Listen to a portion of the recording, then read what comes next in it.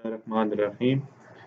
सबसे पहले जो है आप डिफ़ाइन करने जा रहे हैं कि टाइप्स ऑफ फंक्शन को किस तरीके से डिफ़ाइन करेंगे, क्योंकि आगे जो क्वेश्चन हमारे पास 1.1 में जो हम सॉल्व कर रहे थे एक्सरसाइज़, उसमें इसके मुतल्लिक़ा थ्योरी जो है वो आपने नहीं की, तो वो पहले हम डिस्कस कर लेते हैं।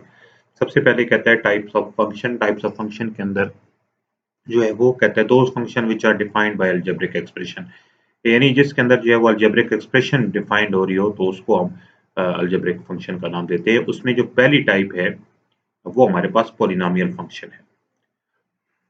पॉलिनोमियल फंक्शन को डिफाइन किस तरह कर रहा है, p of x is equal to a n x power n plus a n minus one x power n minus one plus a one x up plus a naught is a polynomial function for all x where a naught a1 up to an are real numbers and the exponent are not negative integers, where an is called leading coefficient of p of x degree n where an is not equal to 0। तो ये कह रहे हैं कि ये में एक power n है, x की पावर n है, यानी एक पावर जो है वो a की भी कम हो रही है और n की भी सॉरी x की भी कम हो रही है और a की भी कम हो रही है, तो ऐसा ये आगे टर्म चलती जा रही है, तो इसको पॉलिनोमियल फंक्शन का नाम देते हैं। तो अगर इसको एग्जांपल इस तरह लिखा जाए कि ये देखिए p ऑफ x जो है वो लिखा हुआ है 2x की power 4 minus c x power 3 plus 2x minus 1, तो इसमें इसने डिग्री इज इक्वल टू 4 लिखा हुआ है। इसका मतलब ये है कि इसके अंदर हाईएस्ट पावर जो है वो 4 है, तो इस वजह से इसकी डिग्री भी जो है वो 4 है। तो ये एक पॉलिनोमियल फंक्शन की इसने एग्जांपल दी है 2x power 4 minus 3x power 3 plus 2x minus 1। ये असेंडिंग ऑर्डर में भी हो सकती है, ये डिसेंडिंग ऑर्डर में भी हो सकती है। तो इसके बाद आगे जो है वो हमारे पास लीनियर फंक्शन है। लीनियर फंक्शन को डिफाइन किस तरह करेंगे, if the degree of polynomial of function fn से मतलब यहाँ पर लिखा हुआ है, ये जो fn लिखा हुआ है इसका मतलब ये फंक्शन है, ये इज कॉल्ड 1, यानी उसका 1 हो, is called linear function that is p of x is equal to ax plus p। यानी ऐसा लीनियर फंक्शन जिसमें डिग्री ऑफ पॉलिनोमियल जो है वो 1 हो, उसको हम लीनियर फंक्शन कहते हैं। जनरल फॉर्म जो होती है वो p of x is equal to ax plus p की फॉर्म होती है। आगे ये लिखा हुआ है are degree of polynomial function is 1, इसकी जो डिग्री है वो 1 होती है। F of x is equal to A x plus b. General example ये ए एक्स लिखा हुआ है नीचे, y is equal to f x 5x plus b, यानी इसने एफ ऑफ एक्स को 5 पुट कर दिया और ए की जगह 5 लिख दिया और एक्स की जगह इसने एक्स लिखा और बी की जगह बी लिखा है। तो ये लीनियर एग्जांपल इसने एक ऑब्जर्व की है। इसके बाद आगे जो है वो डिफाइन करा है जी आइडेंटिटी फंक्शन। आइडेंटिटी फंक्शन क्या होता है, फॉर एनी सेट एक्स, ये एक्स एक सेट है, एक फंक्शन है, उसको कैपिटल एक्स के नाम दे रहे हैं। अब f function I such that x belong to small x of the form y is equal to x, or f of x is equal to a, domain and range of I is x, note I of x is equal to ax plus b, a linear function if a is equal to 1, b is equal to 0, then I of x is equal to x or y is equal to x is called identity of function. यानी अगर आप एक general example देखें, यहाँ पर इसको देखें जरा, I of x is equal to A x plus B. अगर यहाँ पर मैं ए की वैल्यू 1 पुट करता हूँ तो 1 जिस टर्म के साथ में मल्टीप्लाई होता है दोबारा एज इट इज टर्म वही आती है। तो इसका मतलब ये हुआ कि 1 किसी भी फंक्शन के अंदर जब आप मल्टीप्लाई करते हैं तो वो आइडेंटिटी उसकी कहलाएगी। ये आपने फर्स्ट ईयर के अंदर प्रॉपर्टीज ये डिटेल में पढ़ी होंगी, आपको याद भी होगा कि identity function mean identity mean 1, और अगर यहाँ पर b की वैल्यू 0 पुट कर दें तो ये मुतलका आंसर बन जाएगा I f x is equal to x बन जाएगा, बिकॉज क्योंकि आपने यहाँ पर a की वैल्यू जो है वो 1 पुट की है, b की वैल्यू यहाँ पर 0 पुट की है। तो सिंपल आप ये कह सकते हैं आइडेंटिटी फंक्शन वो होता है कि for any set x function I such that x belong to small x from of the form y is equal to x, or f of x is equal to a, domain and range of I is equal to x, note I of x is equal to x plus b, a linear function if a is equal to 1 and b is equal to 0, then I of x is equal to x or y is equal to x is called identity function। तो इसको अगर ये paper में आती है तो आपने as it is यहाँ से इसको लिखना होगा। नेक्स्ट जो है वो हमारे पास कांस्टेंट फंक्शन है। देखिए नाम से जाहिर है कि ये इसके अंदर जाहिर बात है कोई ना कोई कांस्टेंट जो है वो इम्प्लीमेंट होगा। तो देखें सबसे पहले ये डिफाइन कर रहा है कि सी फॉर कांस्टेंट को ज़ाहिर कर रहा है such that x belong to y defined by f of such that x belonging to y if f of x is equal to c for कोई कांस्टेंट की इक्वल होगा then f is called constant function। यानी मैं कहता हूँ कि c of x is equal to a, for example ये देखें आगे इसके y is equal to 5 लिखा हुआ है और c of x is equal to 2 लिखा हुआ है, y is equal to 2 लिखा हुआ है। मतलब इसका कहने का ये है कि इस फंक्शन के अंदर कांस्टेंट जो है वो इन्वॉल्व हो तो वो आपके पास कांस्टेंट फंक्शन जो है वो कहलाएगा। नेक्स्ट जो है वो हमारे पास जो हम डिफाइन करने जा रहे हैं वो हमारे पास रैशनल फंक्शन है। रैशनल फंक्शन नाम से ज़ाहिर है कि रैशनल फॉर्म में होगा, यानी rational function is defined at is written of p of x and q of x where q of x not is equal to 0 and p of x and q of x are polynomial।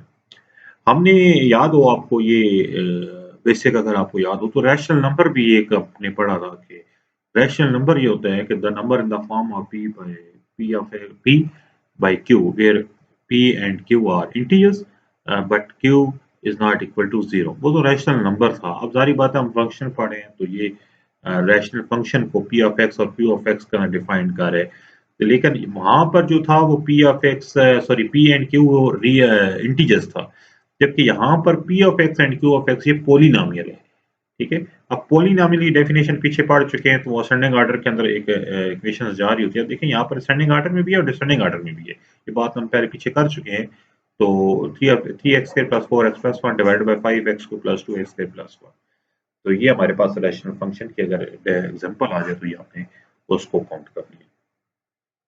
इसके बाद आगे देखें ये लिखा हुआ है exponential function. तो नाम से देखें ज़ाहिर है कि एक्सपोनेंट मतलब इसमें कोई एक्सपोनेंट वाली चीज़ होगी, कोई वेरिएबल की पावर एक्सपोनेंट होगी। A function in which the variable appear as an exponent power is called exponential function।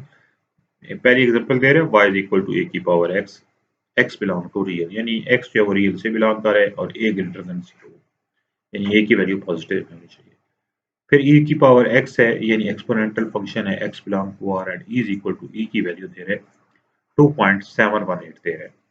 तो y is equal to 2 की पावर x और सम एक्सपोनेंशियल फंक्शन, यानी ये एक्सपोनेंशियल फंक्शन की जो कुछ एग्जांपल जो है ये इसने कोट की है। अगर पेपर में आती है तो सेम एज इट इज आप इसको मेंशन करना होगा। नेक्स्ट जो डेफिनेशन है वो लॉगरिथम फंक्शन है। लॉगरिथम फंक्शन देखिए नाम से जाहिर है कि इसके अंदर जो है वो लॉग होगा। कहता है कि if x is equal to a की power y then y is equal to log of a of x, यानी अगर इसको लॉग की फॉर्म में लिखा है, ये 9th क्लास के अंदर जो है वो चैप्टर नंबर 3 डिटेल के अंदर इसको एक्सप्लेन हमने किया था, बल्कि हुआ भी हुआ है।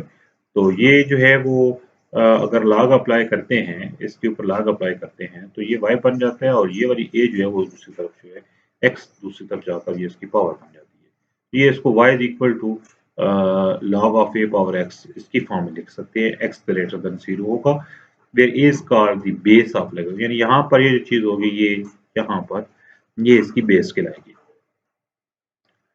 is called then y is equal to log of a is called logarithm function of base a, यानी ये इसकी डेफिनेशन जो है वो मतलब लॉगरिथम फंक्शन की आपने ये वाली मेंशन करनी होगी। तो ये दो एग्जांपल आगे इसने काउंट की हुई है, इसको आपने जो है ना वो देख लेना है कि मतलब बेस 10 हो तो फिर क्या बनता है और e की पावर हो तो नेचुरल लॉग बनता है, और अगर कॉमन लॉग पावर 10 आ जाए, ये बेस 10 आ जाए, सॉरी पावर कह रहा हूँ, अगर ये बेस 10 आ जाए तो ये कॉमन लॉग बनता है। इसके बाद जी आगे जो है वो हमारे पास हाइपरबोलिक फंक्शन है। हाइपरबोलिक फंक्शन के अंदर होता ये है कि इसके अंदर आप जो है वो एच आ रहा होता है, हाइपरबोलिक फंक्शन को डिफाइन कर होता है। तो मतलब सिंपल इसका देख लें कि वही defined at y is equal to sin hyperbolic of x is equal to e की पावर x माइनस e की power minus x divided by 2 sinh hyperbolic function और हाइपरबोलिक साइन फंक्शन, यानी ये साइन हाइपरबोलिक फंक्शन का ये फार्मूले भी आपने फर्स्ट ईयर के अंदर देखे होंगे। साइन हाइपरबोलिक कॉस हाइपरबोलिक इसकी डोमेन और रेंज भी देखी होगी। इसी तरह ये कॉस हाइपरबोलिक है, tan हाइपरबोलिक है, सेकेंड हाइपरबोलिक है और कॉट हाइपरबोलिक है। तो मेन इसका फार्मूला ये देखें, साइन हाइपरबोलिक e की पावर x माइनस e की power minus x divided by 2, और इसके फिर आगे से कॉस का भी आपने याद रखना है, tan का भी याद रखनी है फार्मूला, ये क्योंकि आगे एक्सरसाइजेस के अंदर हमारे काम आएगा, इसी एक्सरसाइज के अंदर 1.1 के अंदर, तो वहां पर ये हम जो है वो पुट करेंगे। मतलब एक साइन का आप निकाल लें, कॉस का याद कर लें, तो बाकी ये tan का उसी अंदर से निकल आएगा, सेकंड का भी निकल आएगा और कोसेकंड का भी निकल आएगा। इसके बाद वो आगे है जी इनवर्स हाइपरबोलिक फंक्शन, बुक के अंदर टॉपिक है, तो ये बीएससी लेवल के लेकिन इसको इसने यहाँ पर डिफाइन किया हुआ है, तो आप थोड़ा बहुत इसको देख लीजिएगा कि क्या चीज़ है। y is equal to sine hyperbolic inverse of x, इसका फार्मूला है natural log of x plus under root x square plus 1, और ये ऑल बिलोंग कर रहा है, x बिलोंग टू r से बिलोंग कर रहा है। इसी तरह cos हाइपरबोलिक का इनवर्स का ये फार्मूला है, tan हाइपरबोलिक का x भी लिखा हुआ है, सेकंड का भी है, cot का भी और सेकंड का, ये हमारे पास इस बुक के अंदर ये फार्मूले जो है वो इनवर्स के डेरिवेटिव के अंदर